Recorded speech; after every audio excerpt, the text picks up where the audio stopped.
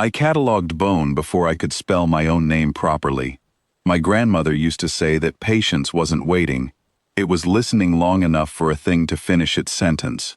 I didn't understand her until I was 31 years old, standing in the cold dark under Corvid Ridge, staring at a stone hollow that had outlasted every language ever spoken above it. They found the cradle 9 months before anyone let me near it. A man-height basin of pale, unbroken stone, sunk into the floor of a cavern no drill had ever scored, carved before the word before would have meant anything. The survey team called it a sarcophagus. The engineers, after their lasers failed and their charges left it without so much as a scratch, called it a vault with no door. I wrote it down in my log as the oldest silence I had ever stood beside. I was not important. I want that said plainly, because it matters to what came after. I was the third archivist on a rotating night shift, hired to transcribe the spiral markings worn into the stone's rim, a script no one could read, repeating in bands like the rings of some impossible tree. My job was to copy, not to understand. I copied for 4 months and understood nothing. The cradle had defeated better people than me long before I ever saw it. A geophysics team had mapped it with everything they owned and could not tell you what it was made of. A structural engineer had set a diamond bit against the rim for 6 minutes and walked away with a ruined bit and a look on his face I didn't understand until much later. Word around the site was that the thing was simply dead, a monument, not a mechanism, and that we were cataloging a grave, not a door. I believed that too, most days. It is easier to work beside a silence if you tell yourself it has nothing left to say. The night shift suited me. Fewer people, fewer opinions about how my hands were moving wrong. I sat at a folding desk 8 feet from the rim, tracing the spiral bands under a headlamp, filling notebook after notebook with shapes that never once repeated in an order I could predict. Some nights I talked to the stone the way you talk to a photograph of somebody gone, not because I expected an answer, but because the silence in that cavern asked to be filled with something human. Then, on a night nobody else wanted, I did the thing my grandmother used to do at our own front door, back home, without ever telling me why. She'd trace the threshold with 2 fingers before she crossed it, slow, following a spiral she never explained, a habit so old in our family that nobody remembered starting it. I had done it my whole life without thinking. That night, tired and half asleep at my desk, I did it again. But this time, my fingers were resting on the cradle's rim, tracing the same spiral shape worn into its edge. The stone was cold, and then it wasn't. Warmth moved under my hand, like something waking from a very long-held breath. I pulled back, and the spiral under my fingers had begun to glow. Not bright, not blinding, just a low amber thread finding its own outline, the way a coal remembers fire. I stood in that low light for a long moment, telling myself it was static, temperature, anything ordinary. It was not ordinary. The glow was spreading, band by band, following the same bands of script I had spent 4 months copying without comprehension. I called it in. I want to be honest and say my first thought was not wonder. It was that I would be blamed for damaging 400,000 years of undisturbed stone. Security came, then the site director, pulling a coat on over pajamas, then 2 of the geologists who had sworn on their instruments that the thing was solid rock through and through, and who stood staring at their own readings like the numbers had lied to them personally. We formed a loose half-circle, at a careful distance, and none of us said anything, because the light was still moving, and it was moving toward the center.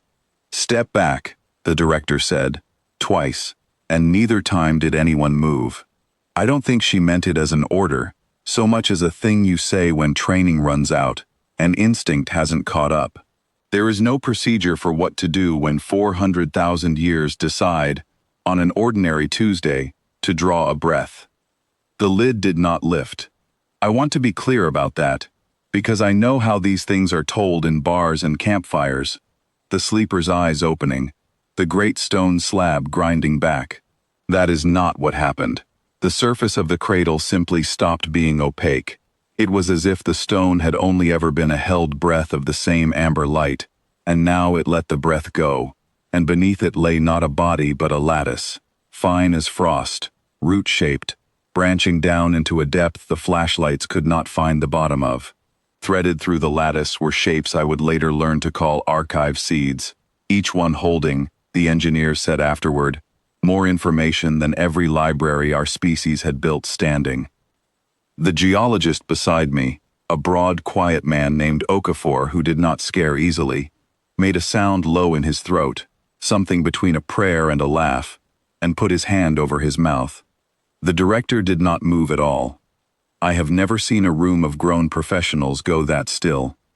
Somewhere behind me, a junior tech was crying without seeming to know it, hands pressed flat against her chest, eyes fixed on the light, like she was watching something come home from very far away. Nobody reached for the lattice. Not one of us tried to touch the most important object we would ever see. I think we understood, without saying it, that this was not a discovery being made. It was a decision being reached, and none of it was ours to hurry.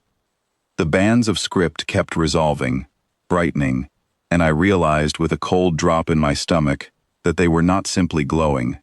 They were rearranging, reading me. I don't know a gentler way to say it.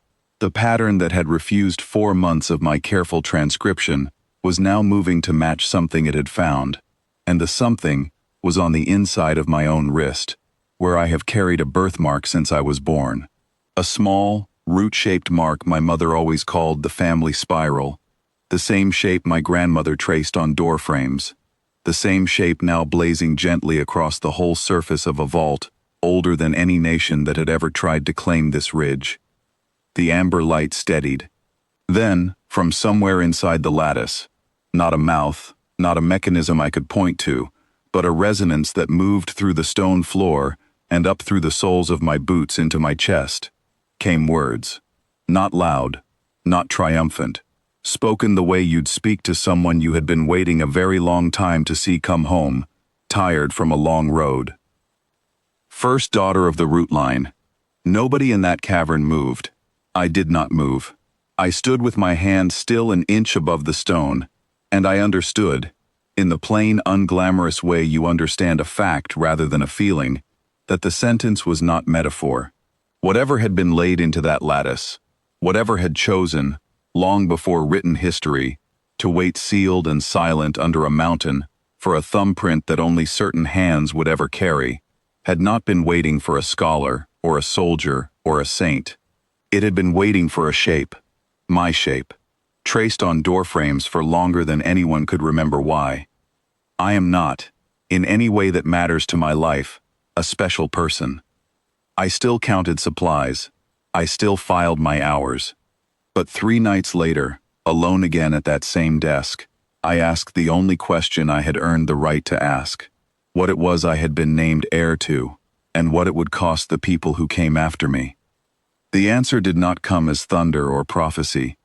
It came slowly, over weeks, in threads of light unspooling from the seeds, a record, patient and enormous, of every root line that had walked this ground before mine, handed down, generation folded into generation, to 2 fingers, tracing a spiral on a door, because a grandmother once did the same, and never once said why. I sat with Okafor and the director late into more nights than I can count, watching names surface that no history book had recorded, names that belonged, somehow, to me the way a house belongs to whoever still holds the key.